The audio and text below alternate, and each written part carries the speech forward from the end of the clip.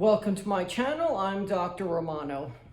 It is now June 15th of 2022, and of course the markets are reacting to interest rates going up again. The next move that you need to be worried about is the stock market between mid-July to the first week of September. That time period is very crucial because that quarter will be ending and companies will be coming out with their earnings. Now, after 9 months at that point, 8.5 months, 9 months, companies have experienced major difficulties. When companies put hiring freezes on, that's a very big indicator of a slowing economy. And it also predicts what will happen to their company earnings. What will happen, what will they say, etc. Now, of course, they pull back unemployment because they want to, reduce expenses, etc. But then 6 months to 9 months later, they want to try to increase their performance. So they start cutting back. That also affects our economy as a whole because when people are unemployed and things start to slow down. Now, there's a major issue that's coming about and it's been happening, and that's the supply chain. As we know, we will hear about it. But what do I mean by that? Well, if a car dealership doesn't have a lot full of cars, what happens? That dealership doesn't make the commissions that they are normally used to making. Those people working there, the salespeople, they're not making as much money as they used to. People are interested in buying cars. There's simply not enough cars in the market to buy new ones, etc. And so that's why the used car market is actually doing pretty well. However, it affects all of us. And all these shortages that we're seeing, supply issues, etc., it's just a simple cycle that's changing, and we're not focusing on where we used to have all those products made. Now they're coming back to America slowly but surely, and other parts of the world, etc. But that affects our economy and how people do business. If Walmart's products are not fully stocked, what does that mean? It means that Walmart is not doing the profits that they normally do. Of course, that's just a simple understanding, because when you go to the store and you can't find the product you want because it's not stocked, that store doesn't do as well. But if you repeat that on thousands and millions of people, you'll know what the effect is. It's a huge effect. And it's affecting every kind of market possible. It's not just, retail shops. It's also industrial companies that make products or sell products, etc. Now, how does it affect our markets? Well, we have a couple different things. We don't really have a slowing economy. We simply have a supply chain that's affecting the profits of the company.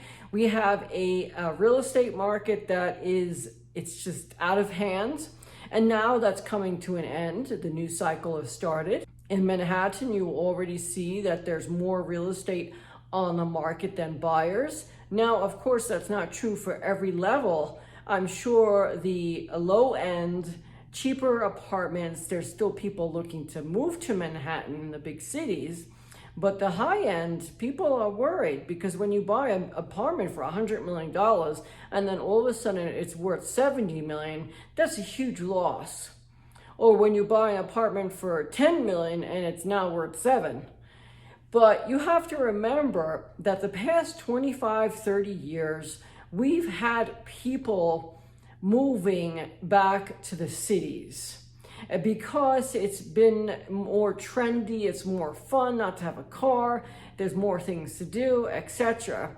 Whereas between the 1950s and 1970s, you had people moving out of the city because they had more money, they wanted a bigger house, etc. So you have different trends that happen.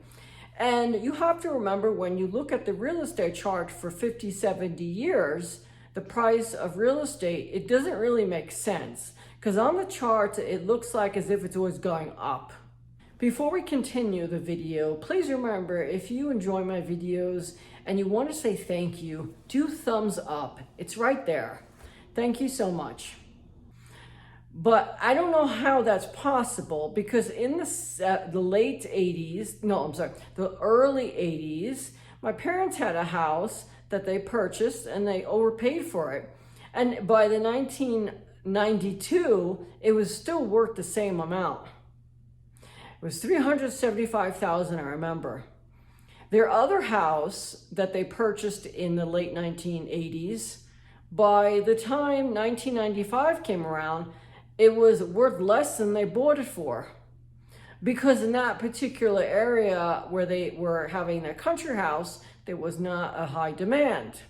Whereas in New York City, the mid-1990s, the demand started. People want to move back to the cities at that time period. Now you have the opposite. People want to move outside the city because it's safer, and they're purchasing houses elsewhere, and they're moving all around the country. Because you have to remember, now we have the internet's been perfected. You could make calls through the video, that's perfected. You don't have the glitches like you did 10 years ago with video chats, etc. And so people are able to work all over the country. That's also affecting our real estate markets, because in places that you would not have a boom in real estate, you are now. So there's major changing, the economy is changing in so many ways. When you have major changes that affects everyone, for example, you may have a roaring economy, let's say in Denver, but what about New York City? A lot of people moved out of the big cities. And so that affects business owners. A lot of business owners also lost their share during that pandemic. 2 years later, a year and a half later, we are here today. And that's the effects of what has happened over this incredible change that happened. You see the stock market going down. It's just a cycle. It's normal. It's taking a pullback, because for the past 5 years, 6 years, it really didn't. It just kept going up. Now, this past 2 days, it did drop dramatically. And that's just because of what the news has reported with interest rates. But it's not to be alarmed. As for cryptocurrencies such as Bitcoin, you have to remember that it's approaching a very, very delicate number.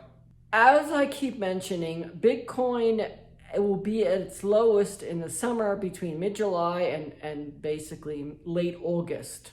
And then it'll be at its peak by the end of the year, the last week of the year. There's a reason for that. I can't tell you everything.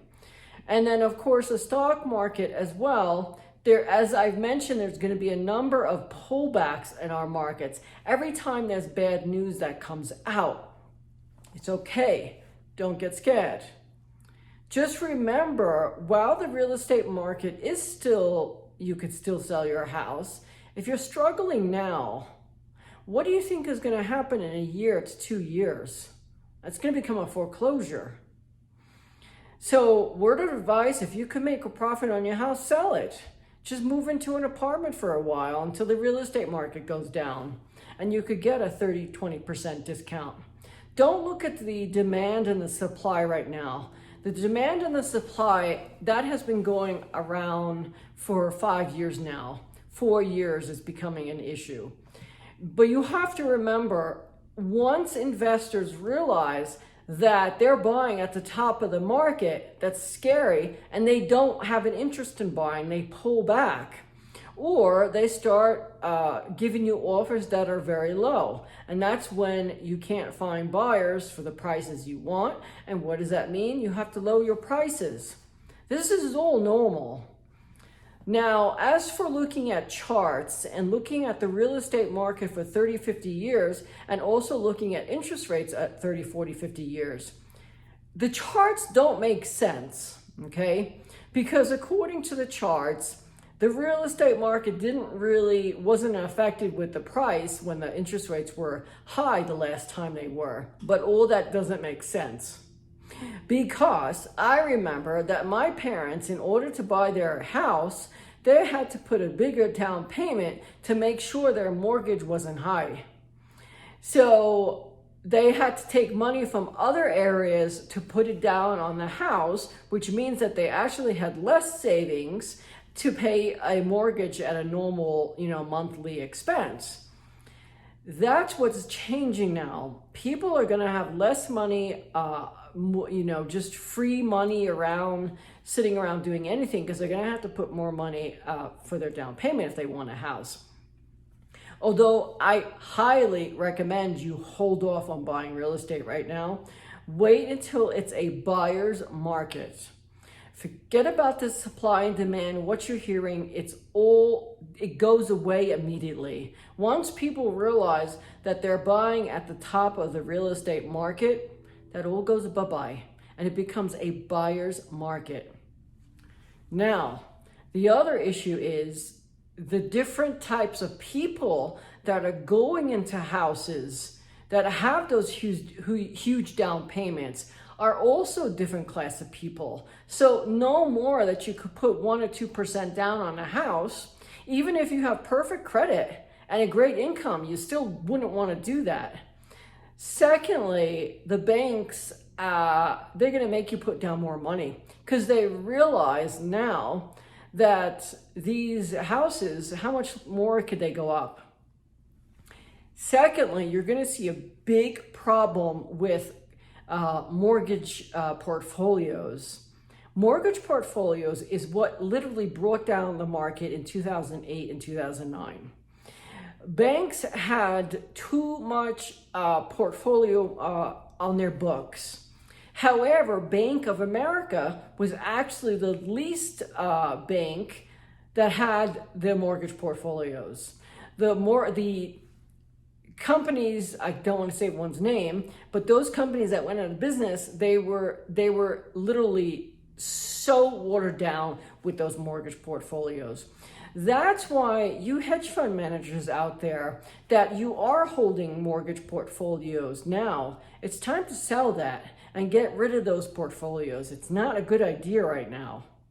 I know interest rates are going up, etc., but you have to remember we have a changing economy, a changing workforce. It's not going to be that market where everyone's making money through the real estate sector. It's now going to be the manufacturing sector. But until that change happens, it looks like it's falling apart. Everything's, becoming a disaster. But it's not. Now is the time that you're going to have an incredible time period to make a lot of money. So one market ends, the real estate market changes. Now it's the industrial manufacturing market. It's just a cycle. Now I want to say to everyone, please be careful that between mid-July to the first week of September, right around the time that companies come out with their profits, stay out of the markets if you're not prepared. We are going to have another major drop then. And Bitcoin and the SPX will be at its lowest. And then after that, probably October, November, it will go down again, but it will already have gone up. So I'll make more videos to show you what my predictions are and what I see and what I'm calculating. But for now, let's focus on the next month. So we have, now it's the middle of June. You need to be prepared because the next 5 weeks are a crucial time period. And of course, the SPX will go down as it is now, but it will go up a little bit more. And then it will trade sideways. And then it's waiting for the companies to come out with their profits. And that's September, late August, etc. As for Bitcoin, why it's going down? Well, a lot of people held cryptocurrency as a way to save money. Those people have lost a lot of money now. So it's affecting a lot of people who had savings in cryptocurrency. And a lot of those savings are wiped out, unfortunately. It's a scary thing. That's why you always buy your gold coins. I've made videos on what's the best investments. Actually, the best investments is a diamond certificate. That you should watch my video on the perfect investment or the best investment or what does the best investment look like. I can't remember the exact name, but it's that video. And remember, diamond prices never go down. They trade sideways when we have a market collapse, and then in regular market, they always go up in price because it's a monopoly that diamond prices are controlled. And so when you understand that there's only a handful of people that control diamond prices, then that's actually a really good investment. Whereas, you know, your investments, stock market, if you're not savvy, know when to get in, when to get out, then you could lose a lot of money, especially when you want to retire. Maybe that's when the stock market collapses, like you never know. 2008, 2009, a lot of people retire and they realize that their investments were down 40%. So of course it went up 5, 6, 7 years later, but it took a long time. Thank you so much, and I hope you enjoyed my video. Please remember to subscribe to my channel if you want to see my future videos. And please remember to send me messages to the live chat and do thumbs up if you want to say thank you. And then finally, send me messages to the live chat and I'll make future videos just for you, or I'll answer your questions in the live chat. Thank you so much.